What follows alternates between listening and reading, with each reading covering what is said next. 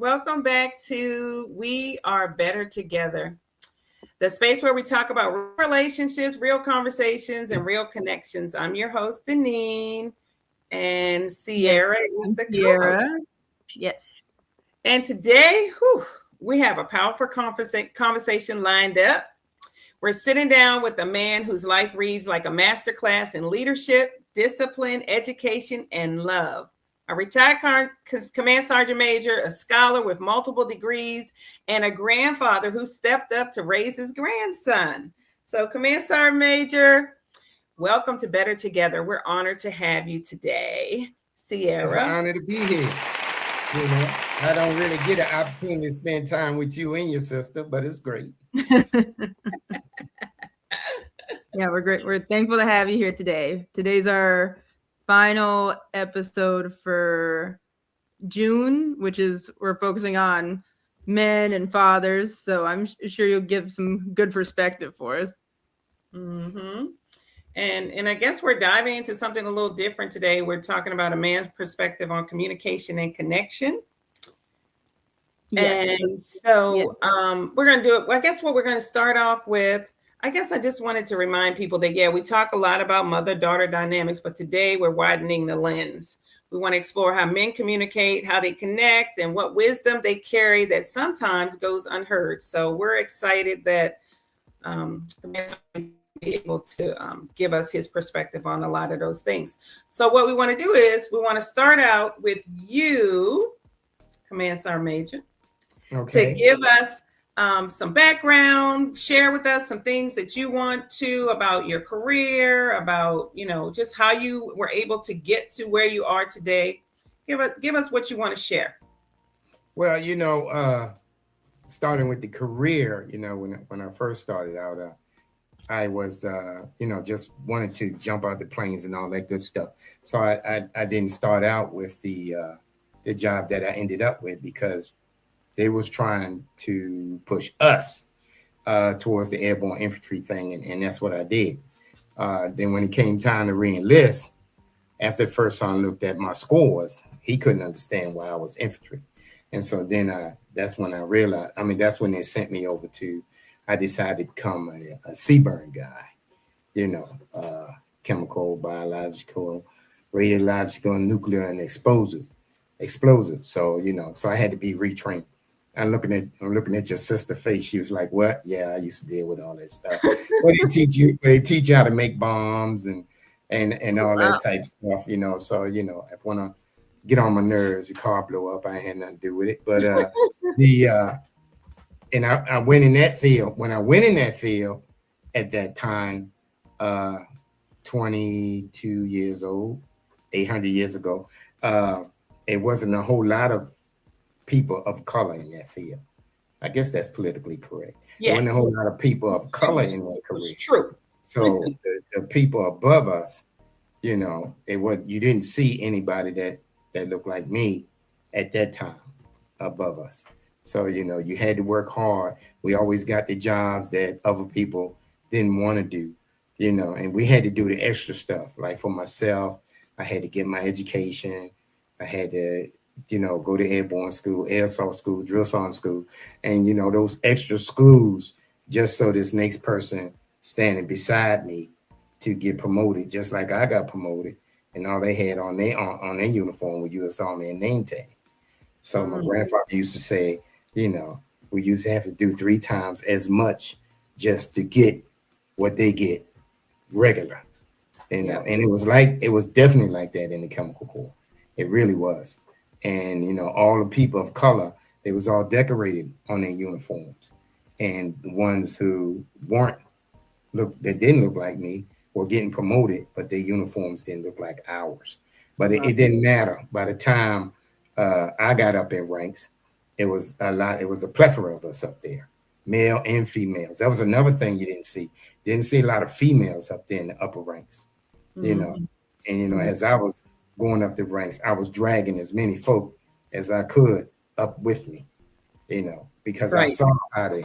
But I had a platoon sergeant, and he just had an issue with females, because before the Army was split, you had the Women's Army Corps, and then you had the regular Army. And when we merged, a lot of those old guys, Vietnam era, they was in charge at that time. They had issues with it, with females being with us. One of the best leaders I had was a female named Sergeant Singleton. She was the reason why there was a Command Sergeant Major Parker, because she was on point. I mean, she was razor sharp. She got out as a first sergeant. She came out on the list to make sergeant major, but she got out. She wanted to be with her family, and she got a government job. If she didn't have children, she would have probably been the regimental command sergeant major. She was awesome. That's good stuff. That is real good stuff. So I guess this is where we're going to start. We're going to just start with your personal philosophy on communication. So let's start here. What do you think about communication as a man, and what values guide you the most? Okay, the values that guide me the most is really integrity. I always told my children, hey, look, if you tell me the truth, you're going to get punished because what you did was wrong. But, hey, that's my cousin Marvin Parker. He made E9 as well. Nice. And he in the Air Force. He made E9 in the Air Force. I think he's the first black E9 in the Air Force we got from Annapolis. Wow. And when I would tell him that, so if you had an issue or you did something wrong and you told me, still got punished, but it was light. If I had to go and figure it out, then you got the full bloom. So I tell my soldiers, long as you tell me the truth. I get case in point. I had a soldier, right? The guy came from, he grew up in an orphanage. So, when you're 18, you age out. So he got out the orphanage. He was from Chicago. And so he's sitting up there driving to Missouri, because they're only a couple hours. That line is right there. So he drove to Missouri to work in the car plant. While he was in Missouri, his so-called friend went to his house, raped his wife, and beat his son, who was 4 years old. Wow. So of course, when he came back, he found out he did his stick rate, joined the Army. The day before he left, he went to the bar where the guy was and beat the place up. And then, put him in the hospital. And then the guy went to the hospital. So when he came to the Army, he's a good soldier too, like I said. And I was a drill sergeant at the time. When the police came, they was looking for him. I called him downstairs to my office. I said, tell me what's going on. And he told me the truth. He did. He told me the truth. So with that, we did everything we could. Because being a man, I would have done the same thing. So we did everything we could to protect him. And he ended up getting a little bit of time. He ended up getting a little bit of time. And then he went back and fought it, got it removed from his records, came back in the Army, right? And retired as sergeant major. Wow. So he did it. So he redeemed himself, right? He did it the right way. Just by being honest, I was just telling my daughter this earlier today that if there's one piece of advice that I would give to, all to anyone, is don't cheat, don't lie, don't steal. If you live your life not trying to cheat, not lying, you are going to be okay. Because all a lie or cheating does is prolong the inevitable. Yes. It buys you some time without dealing with it. So it's really an avoidant thing. Yes. So, yes. Yeah. So I think, so that's important, right? We talked about that earlier, Sierrah. Yes. And I feel like a lot of men today, it's probably like either gender, are very afraid of conflict and afraid of repercussion from being honest. But like you said, I think integrity is really pivotal, because like my mom said, it's it's better to just be upfront with what you did so we can address it and move on and know that you're an honest person, opposed to trying to duck and dive and hide, because it's going to be found out either way. Exactly. And all you're doing is digging a deeper hole that will be more difficult for you to get out of. And people are trying to understand where you're coming from if you're honest with them, opposed to hiding it and then all of a sudden it comes out later, and then they're like, oh, I don't know if where they're coming from with that. Right. So yeah. So that one of the things. So is that what you tell your soldiers when you first meet your soldiers, and even your grandkids and your kids? That's the first? Is that like you take a stand on that immediately? Has that been something you communicated to them? I always said when I first, when they talk about soldiers, because I joined the army in '79. I was a young wild kid, in the military, and I grew up in the military because I went in at 19 and came out at 49. But I did things that kids do, and probably more than others. But at that time, I was one of the few people, and during that time, I had my father and my mother. A lot of my friends didn't have that. A lot of them, all they had was their mom. So I had an opportunity through the blessings of God to see what that twofold looks like, and how decisions was made as a team.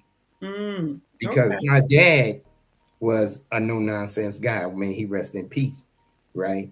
Like we went to church, he stayed home, look at football. Remember, football only came on Sundays back then. So, and my mom all into the church and all that other stuff, and great, a layman, So when we come home and if something need to be said or a judgment need to be made, you had the yin and yang. Because my dad, he was hands-on, for lack of better terminology.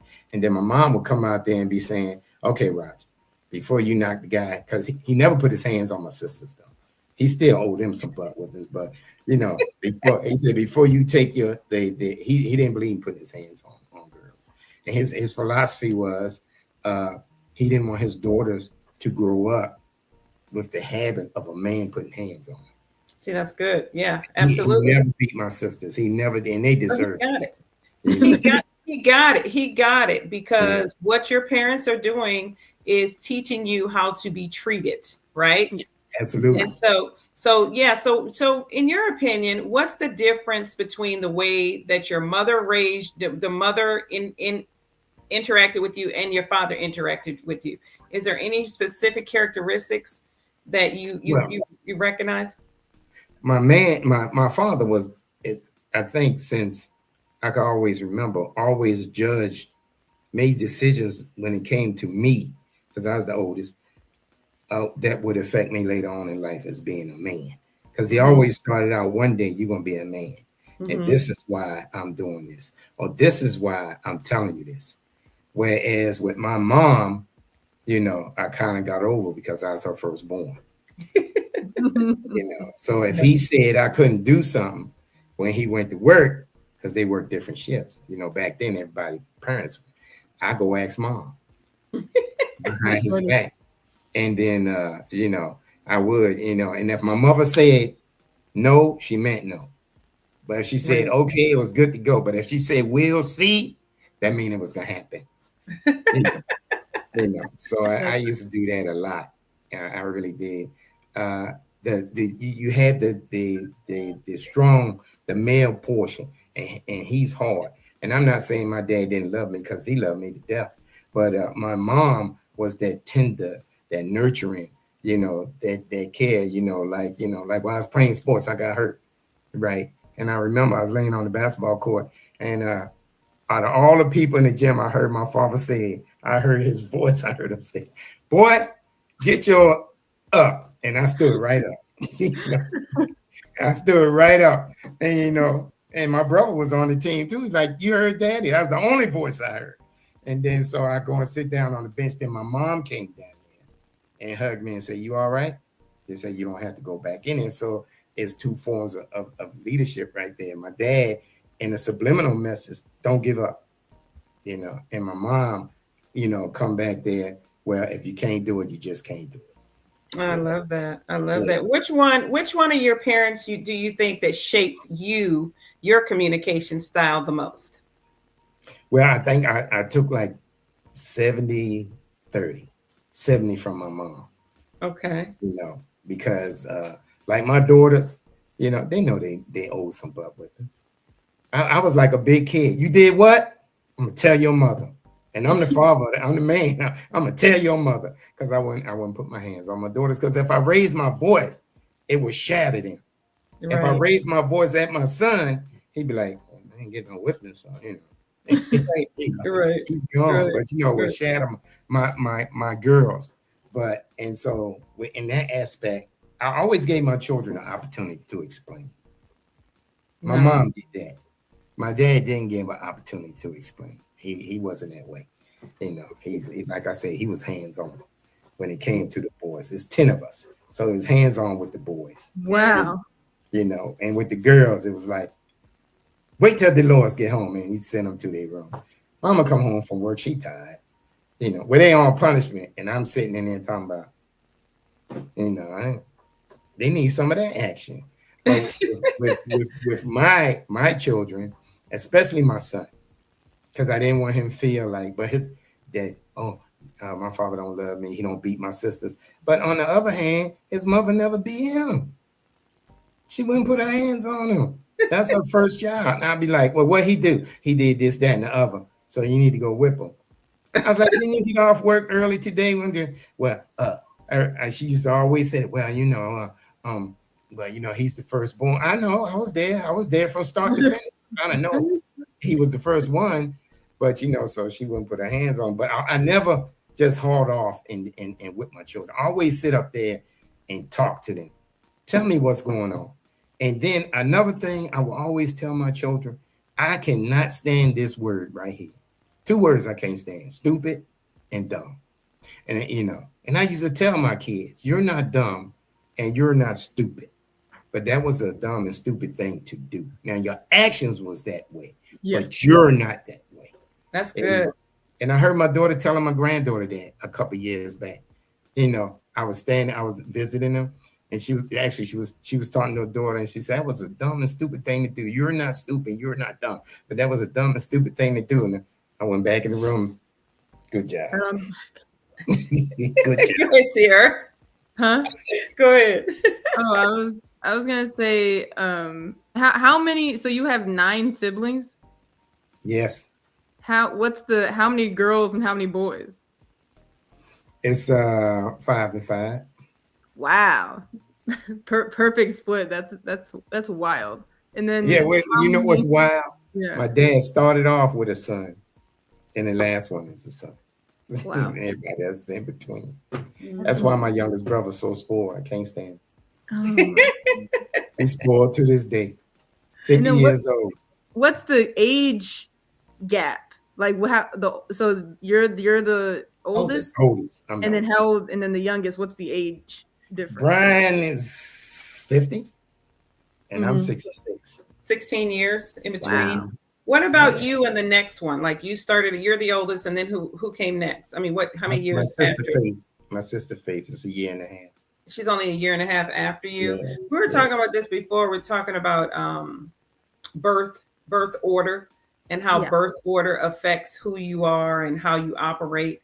And so one of the things, our opinion about it, because we both are first oldest children, me and my daughter. Yes. And we were just talking about how when you're the oldest, you feel like a responsibility to the others. Oh, absolutely. To make sure that they're good, right? Is that how you feel the same way? I'll tell you, my sisters used to play me, you know, because, you know, when I wasn't playing sports in school, you know, I worked in the summer. Like, up here, everybody had summer jobs. Yes. You know? Thank God. Yeah, because with me, I had 2.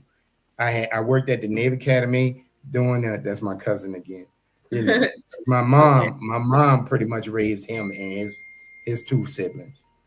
My mom pretty much raised them, and that's a story for another time. That's what she's talking about. 3, add 3 more to it. Add oh my God, what more. a woman! Yeah. And so, you know, they and they came from the other side because their name Parker. My mom maiden name is Hunt. Mm-hmm. You know, so I worked at the Navy Academy washing dishes during the week. And I worked at Maryland Inn on the weekends washing dishes during the summer. I was a professional dishwasher. So when my sisters, you know, wanted to go somewhere, my dad would only give them a couple dollars, like $2. My room was in the basement, so they come in the basement and say we going on this trip or whatever, and I give them $20 a piece, which was a lot of money back then. Yeah, wow. They did that all the time. They ate me up. They did that all the time. I just keep my money in a little cigar box. I go up in there and pull it out. I say, "Here, get out my room," because they're gonna keep talking to me. So you had to work for your money, but they had you as a piggy bank. Yes. I always feel like that. Matter of fact, one time my sister called me on my phone. This is back when you had the answering machine, where when you left a message, you could hear, you had to play it back. And my sister called me on the phone. She left the message, and she said, Nene, she said, I need to get some money from the bank, and you're the bank. I won't ever forget that. Tracy said, "You're the bank," and you know what? I actually internalized that in a good way. I always thought about it. I was like, she said I was the bank, so I'm always going to be the bank, which means I'm always going to be a lender and not a borrower. Boom. And that's the way I felt. I felt, like, I don't want to put their business out there, but I've given up a lot of money. I paid for trips. I paid for proms after my children was grown. Some came up short, and the school was taking a school trip and needed $1,000. I sent it, but and never asked for it back. Somebody was getting ready to lose their house. I sent $8,000, never asked for it back. But because I always felt, just like you said, D, because I was the oldest. And then when my dad left, so now I'm because my father's gone. Right. All my father's brothers gone. Mm-hmm. So I'm the oldest Parker. Right. So now more has fallen on me, because now I have to step up and take Dad's spot, because my father was the oldest out of all his siblings. And now I don't really have to do a lot of things for my cousins, but it made me more inclined to do things for my family. But I say my prayers every night, and I pray for all my friends, you included, D. And every night I say my prayers. And I thank God every night that I was financially able to do that. Exactly. Blessed not to be being braggadocious about money. I'm not rich or anything. But, if somebody need 2 or 3, blessed to be a blessing. I mean, that's the thing. I mean, I think that a lot of people lose sight of that, because God only gives you excess. You get the full cup, and then anything that comes over you're supposed to be blessing. So, that means your cup is running over. So yeah, we're all blessed to be a blessing. So that's good stuff. Sierrah, you have anything? I from personal experience about the younger siblings using you as a piggy bank, I do want to say you guys are kind of lucky, because at least they kind of had to ask you for the money. Grant, he just logs into my Apple account. He'll just like, I'm just gonna have a random app that costs $29.99 a month and hope Sierrah doesn't notice, and I never notice. So, that's the new generation, right? The new generation, like before, just like you said, Roger, you had to go into your little pocket and give them what this new generation. I mean, there's too many ways that they can get in your pocket. Yeah, you allow them. Obviously, Sierrah's okay with it, but if you allow, so now they got it too easy now, for sure. Yeah, right? it's so easy, but she got part of that. She got that older sibling. My grandfather used to call it. You the oldest, right? Yes, sir. He said, yeah, you're going to have that oldest sibling disease. I got it too. And I'm like, I didn't understand what he was talking about, because I was like 12. So, that's about 6,000-7,000 years ago. But I understand now, because he was the oldest. So, every time somebody needs something, and you got to be there for him. But what about now? See, this is one of the things I get from being an oldest sibling. Do you get like a reverence from them? Because my siblings, they love me. I mean, they treat me right. I mean, they really do. They resent me at times because I tell them what I need to tell them, but they really do treat me with respect, and I really do appreciate that. Do you get that from your siblings? I don't think, and I get that. And I don't think they ever got over the fact that we are grown, because we are 50 plus. I mean, Right. another 4 years, I'm 70, because they still call me for, my sister's not married. Mm-hmm. So anytime it's, for lack of better terminology, it's a man thing, Mm-hmm. or they need some advice, Mm-hmm. you Mm-hmm. know, and that's been forever. My sisters used to call me, and I was overseas. The Right. phone ring, I picked the phone up. I'm thinking it's the unit. I'm already getting dressed. I picked the phone up. I'm putting my uniform on, got my pants on, and it's one of them. They don't Mm-hmm. call me at 3 o'clock in the morning because they didn't understand the time difference. Because we 6 hours ahead at that time. I was stationed in Holland, but I've never, I always felt like it was a blessing to be the oldest sibling, even when I Yeah. was. I always said my sisters, they would tell you, and my brothers, even my brother Brian, grown, doing extremely well, 600 some $1,000 house, BMWs, pooling. I mean, he got it laid out. Call me on the phone, big bro. I know it's him because he don't want to call me that. Big bro, not for money, not for money, but for advice, even now. And it feels good to have my head screwed on tight enough to be able to help them out, and even my nieces and stuff. Of course, my grandkids call, and it's always about dollar bill, but it's never for, hey, I want to go on this trip, I want to get this for my car. I got the one that's in college. I got my grandson, he is in college as well. But the one in Georgia, if she called, that's what I love about her. She has exhausted everything. Right. Because she's going to school, she working 2 jobs, she was running track. She told me she's gonna give that up because it was too much. She got her own little place that she paid for because she didn't want to live in the dorms, and she got a little car. So sometimes it catch up with her. Right. She'll hit me up. And the thing about her, I never have to ask her to give me the money back. Mm-hmm. I look at my phone, it's a Zelle.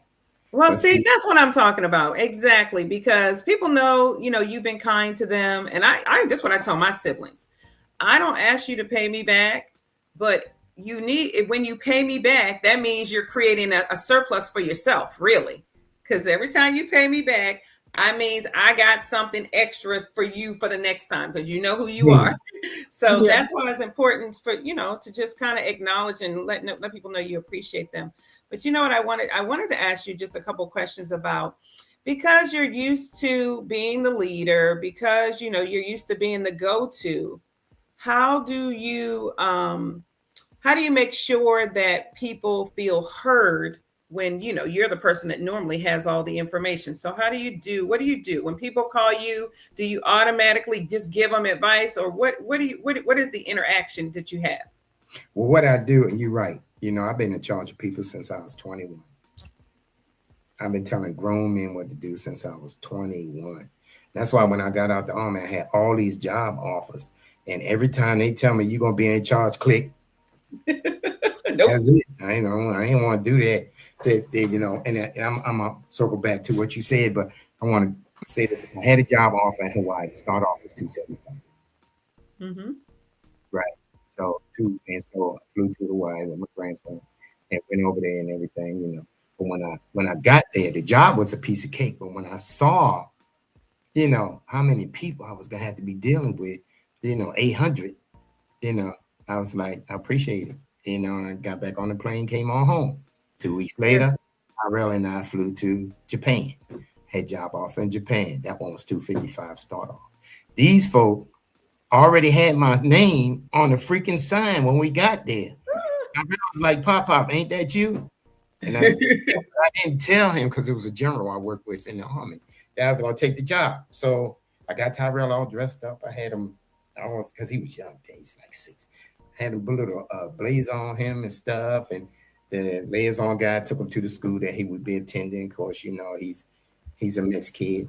Had a little curly wavy hair, light brown eyes, had his glasses. So he's there with all these Japanese kids. So when he come home, I asked him how he like it. He said, I don't know if I want to go to that school, Papa. I say, why? He said, because when the lady wasn't looking, the girls was touching my hair. And, at that time, he's 6 or 7. He ain't down with that, So, and then he said, So I'm still gonna be able to go see my mom on the weekends, my mommy, because his mother live in Virginia. And so I ain't take that job because I didn't want him later on to say, I took that away from him. Yeah. Right. So what I do is when it comes to giving advice to anyone, first of all, thank you for thinking that my thoughts are important enough to help you make a major decision. I listen to everything they say, everything from start to finish. Now, as they are talking, I'm evaluating the situation because when they finish talking, they want to answer. And I listen to everything they say, and then I give an answer, but I never give, this is what you need to do. I never say that. I say, well, either I say, if it was me, this is what I would do. Mm-hmm, mm-hmm, Or mm-hmm. I say, well, based on what you said, this is what I think. So the final decision have to be on them and on them alone. Because you don't want them to say, Deneen told me to do it. No, she didn't. Yeah. No, she did not. And I've been in that situation before. And I say, so that's when I changed up my verbiage. Right. Yeah. So you can't come back and say I told you to do it. Well, yeah, and I think, go ahead, Sierra. Oh no, I wasn't talking. That's What I was going to say about that is, yeah, it really is important when people come to you that you handle it just like that, because you don't have the whole picture. All you have is what they're giving you, and they're not giving you everything that is involved in it. So you can't really give them some good advice because you can only give them what you would do based on the information. So I think that's a good way of handling it. Yeah, and I think it's kind of like you have to figure out what they're expecting from you and what they want from you, and what are they truly looking for, like a solution, advice, like just some like commentary or someone just to listen to. I think that's a big piece because I'm a person as well that a lot of people come to me for advice. Even strangers, like strangers in bathrooms, come up to me all the time. Ladies at workout classes. It's really wild. So, and like you said, it's like being a good listener is always a good component to it. Absolutely. I also wanted to just say that when I was thinking about you and your siblings, and your cousins, that studies have shown that people who have good relationships are happier than people who don't. So yes. The only reason why you have good interactions with them, the only reason why your heart is out to them is because you have relationships with them. It doesn't mean that we're singing kumbaya all the time. It just means that you're interacting with them. You have some connections with them, and when you have connections with people, you're more likely to have a heart for them. And so I think it's important for us to just remind people that you need to develop relationships with people. Meaningful relationships makes all the difference in your life. Yeah, and because sometimes I let them know I tell them you're close to the zone. And I mean, the zone mean I'm gonna choke you out, so you close to the zone. You don't put yourself in the zone. I'm not bragging or anything, but I work out a lot. I'm 6 feet, 228 pounds. I'm not an easy guy to move, so, once I get you in that chokehold, but I never have to do that anything, with my grandchildren, even the oldest one, I've never, had to, and I raised my grandson. I had him since he was 18 months. He's 24 now. And all I had to do was fake, and it would destroy his world. What? It destroyed his whole world. So I never even touched him. And now I see that this switch, little personal thing, a couple years back, I almost died. So I'm a diabetic. I caught COVID. Shot my numbers up so high, it put me in a coma. And so I was almost there, and put me in the hospital. I was in the hospital for 7 days before, got myself right. I was below high school weight. That's 169 pounds. Wow. I went from what I weigh now to 169 pounds in like a week and a half. Wow. And I remember I was, when they was putting all the stuff in me, because I'm in and out of consciousness. And now right 4 months earlier, my dad had passed away. Mm. So I remember my mom was standing on top, and I remember her saying, "We just lost your father. We can't lose you too." You know, Wow. and God pulled me through it. But I say that with this boy, you know, I heard somebody say, "Well, it's time for you to leave." I heard something. I didn't know it was his voice because I'm in and out, and I heard him say, "I'm not going anywhere." So when I woke up the next day, you know, he was right there, sitting right there, bent over top me, and I woke up. I see his face. Ugh. I said, "What you doing?" He said, "Pop, you all right?" I said, "Yeah."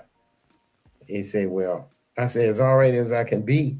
And he went over there and sit down. And that boy wouldn't leave. He would not Yeah, leave. I think And that when you talk about your grandkids, I feel like you know, he's a lifeline to you in the sense of, you know, giving you another purpose. I mean, like another real impactful purpose. So I think that that's what I would think. How do you feel about that? Do you feel like your grandson, you know, gave you life?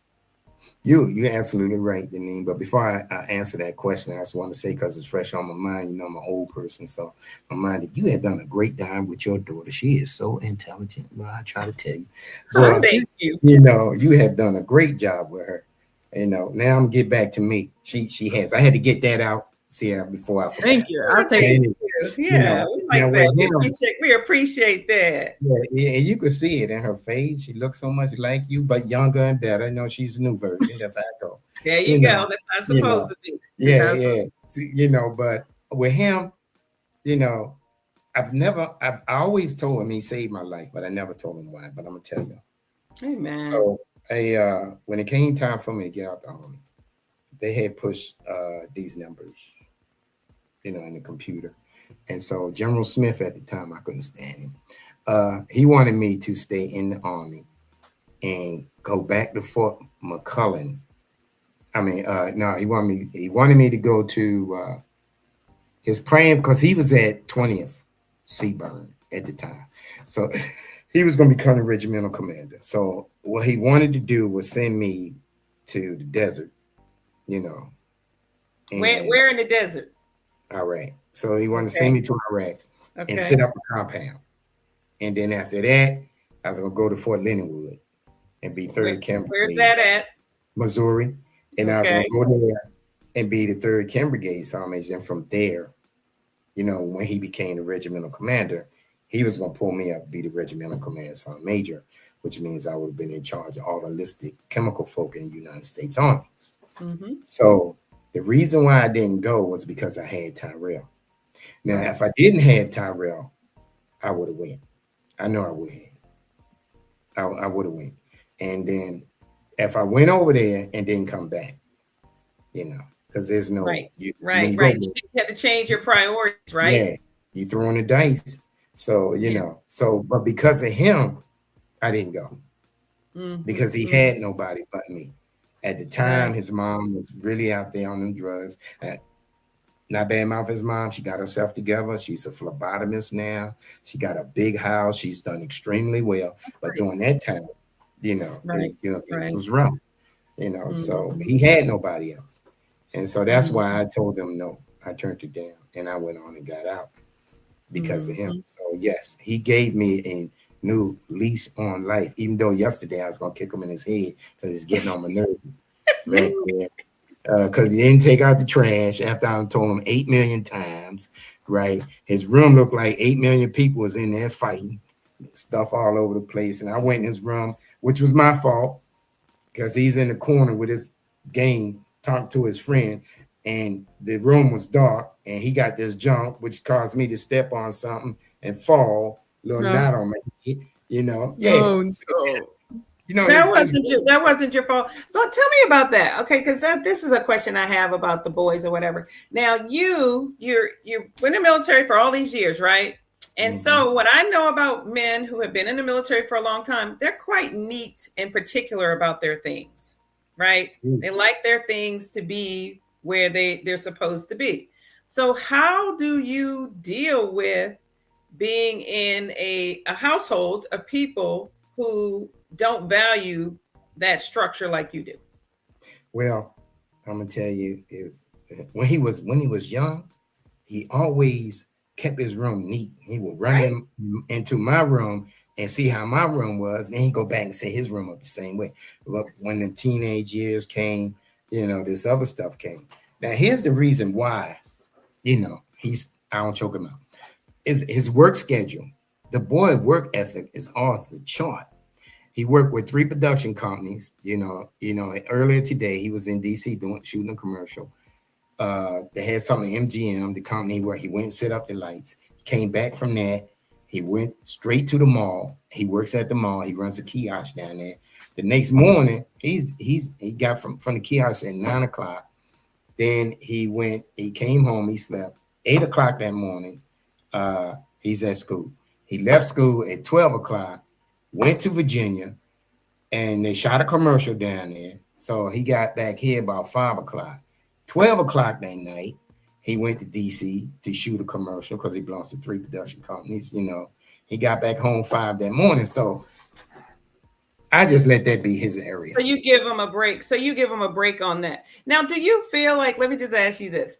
Do you feel if you were doing the same things that he was doing, do you feel like you still would be able to maintain the structure that you like?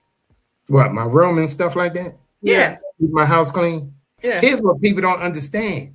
Once you clean it, all you have to do is this little touch up from that point on, because, like the maintenance guy came into my apartment. He's like, Mr. Parker, he said, your place is, immaculate. He said, when you move out, we can move somebody right in. Right. But then they go back to his room. And then they'd be like, oh, yeah, because I'm trying to figure out where does that come from? Like what and how come he saw you, because this is what we talk about this all the time. We talk about how kids do what they see, right? We talk about that. And so I guess the question is, he's seen how, he's lived his life with you in this type of environment, yet he hasn't gotten there yet. But I think that, and I'll go back to this on the scripture that say train up a child and then they won't go astray or whatever. But I think that he's in your house, but I'd be interested to do a follow-up when he goes out into his own place and see, because they are different when they have skin in the game. Yeah. Well, my question is, Roger, were you neat before you went into the military, or did it start in the military? Oh no. I was always, my brother told my son the other day, he said, because my son, he live in DC. So when he come down here, certain things, you come out the bathroom, close the door, you use the toilet, pee, whatever, put the top down. If you go in there and do number 2, use the spray. Now, so when he went to he was complaining, because my son's 44. So he's sitting down there with his uncle drinking. And so he's sitting up there complaining. And my brother said, let me stop you right there. Because they call me Rodney at home. They said, Rodney has always been like that. He said, he was like that when we were children. Because I can't operate in chaos. I just can't. Okay. I tried it one time. It drove me crazy. I just can't operate in chaos. I got to have, in the military, when we had those duffel bags, I don't know if they step out. We had to pack them a certain way, but we were trained to get dressed in total darkness. That's why I learned how to tie my shoes without looking. That's why I learned how to reach down in the bag. I could tell if I'm grabbing socks, underwear, shirt, whatever, without looking. Wow. I got dressed in total darkness, and I could still do that. It'd be tripping Tyrell out. He'd be like, "How you just dark back there?" And I come out the room fully dressed. I tie my shoes without looking because I was trained to do that. And I've always been a neat person, fold up, but the Army taught me how to fold things better. Because now, I got to roll up like you open my underwear drawer, everything's socks, you know what? The question I have for that is that so when you have like soldiers coming in or whatever, do you feel like, because this is my thought process on the good soldiers. Are good soldiers, what constitutes a good soldier? And I think that people who do well in the military adapt to structure well. Whereas if they can't, if they can't be, have like be good in structure, I feel like they don't do as well. What do you think about that? I think you're absolutely right. That's why we got a chapter unable to adapt to military life and put them out. But the with me, to me, I thought, really, to be honest with you, as you go up the ranks, it get more complicated. But in the beginning, the Army was easy. They told me what to wear, where to be, what time to be there, when I'm gonna get off, what I had to do. I didn't even have to waste my mind. Right. It's like, Right. hey, go take that tire off that vehicle. Hey, we're going on a road march. This is what you need. But and then they check your equipment before you went on the road march. Make sure you were squared away. Easy. But then it flipped when you the person doing all the checking. Because you got to make sure all your stuff squared away, And I mean, they were so minute. When I went to air assault school, we went on a road march. The graduation day, everybody else walked across the street. Our graduation is you go on a 10-mile road march with, I think, was 55, 60 pounds, whatever on your back. But so when you come back, right, they do a checkout. So the guy standing up there, you got to have so many packs of underwears. Hold it up. Everything. Put it down.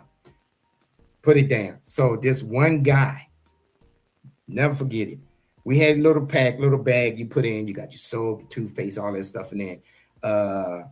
Toothpicks and all in there. You're supposed to have a minimum of 12 toothpicks in there. You dump the toothpicks out. He had 11. He failed. He had to do that. He had to go back and do that. Wow. He failed. So, and all that is forcing you to pay attention to detail. Right. So now my daughters, right? They like my especially my youngest daughter, she don't like nobody folding towels at her house by her because she fold them a certain way. My other daughter, she got the way she got her towels. Both of them was in the military. The youngest one was in the Air Force, the oldest one was in the Navy. The way she got her towels, she got like I got my towels. I got towels on one side, and then I got the washcloths on the other side, but all the washcloths on that side match the towels. But she don't do that.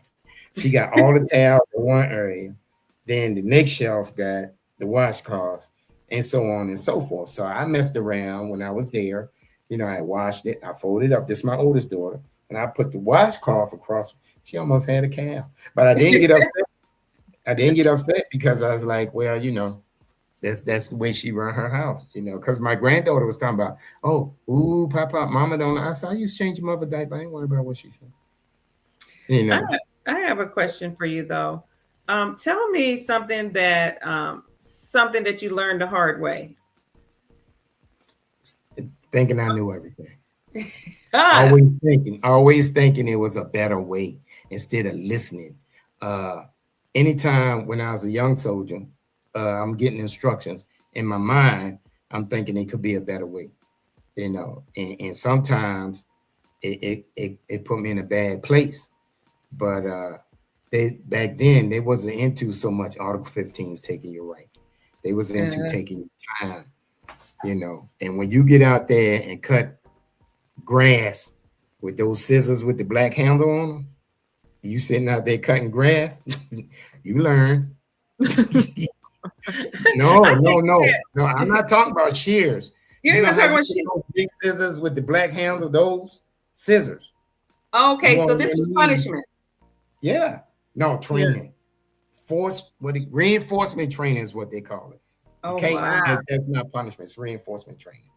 Because they get around the regulations. See, you can't punish the soldier for this, that, and the other, but you can do reinforcement training. And so my friend and I were sitting out there. We each had a square we had to cut. And we sitting out there on our knees cutting with them scissors. And I looked over at Brown and I said, no, I ain't got to worry about me. So you had to. So I think that goes back to your birth order, being the oldest or whatever. You always think that you can, do something better. So, but what did you learn? You learned that you're supposed to listen more, or what was the lesson learned? The lesson learned was, wow, you're talking like right now. I can do that. When you say something, Deneen, I'm listening. I'm not evaluating. I'm listening. Sierrah said something. I said your name right, Sierrah? Yes. So, I'm listening. Back then, as you was talking, I'm already calculating a reply in my mind. If I'm already calculating a reply in my mind, I'm not fully hearing what you're saying because half my mind is somewhere else. So it drastically increased my listening skills. So now, you know, and my memory. And that kills my grandson. He said, "Well, Pop, that's not what happened." I said, "Yes, it is. You did this. You took 2 steps over there." He said, I know you got it." It's amazing what happens when you hone in on your listening skills, right? Me and Sierrah, we're talking about this. We talk about this every week because we talk about communication, connection, and collaboration, right? And so when we talk about communication, we talk about one of the communication barriers, and one of those barriers is waiting to respond as opposed to listening. Right. Yes. That's what that was. So yeah, but once you start, just focusing in on what people are saying, you can respond better, as opposed to many times, like even for me, like if I cut you off and think I already have the answer, and I have the answer for that piece, but not for the entire question. Yes. Right. Or even assuming what someone's going to say. Like I see this all the time where people are talking to me, or like I'm saying something to them and they'll like cut me off. And it's like, I didn't even finish my statement. You don't even know what I was going to say, but it's them just like thinking about what they're going to say next. So that's definitely something to consider. It's like always listening, and it's a good way to learn to listen better. Absolutely. I think so. I think, when I think about you, and I think about, your history and your experience, I think about how you've always had to be strong. You've always had to, be the go-to or whatever. So what have you done? Like you talk about your listening skills have gotten better, right? But are you able to be vulnerable and show, your weaknesses? I mean, is that... That's definitely a woman question. But because I've been asked that several times by other women. My daughter, when my sister, when my brother passed away, everybody leaned on me, mom and dad included. So after I lost my brother, I lost my sister. Once again, everybody's leaning on me. Then when dad passed away, that was it. I mean, so I only cried once. That was at my brother's. Didn't get a chance to really relax because I cried with my sister because I was doing so much, making sure her house squared away, her grandson, her son, her daughter. And when dad passed away, it all fell on me because now I'm the patriarch of the family. So, and my daughter asked, "Dad, when do you get to mourn?" She said, "When do you get to show your vulnerability?" And to be honest with you, Deneen, I don't know. I've not shown it because I've always been in a situation like when we was in the desert. They would shoot missiles over top our head. And before I could get in the bunker, I had to make sure all the soldiers get in the bunker. And to this day, them soldiers talking about, I remember first Sergeant Parker telling everybody where to go, and they would shoot missiles over our head. And he said, once I got in the bunker and looked out, he was still standing out there. Well, I just felt, responsible because I didn't want to be that guy to tell somebody, parents, this is why he didn't come home. Let me ask you this question. Who do you have in your life that makes you feel safe? And safe in what way?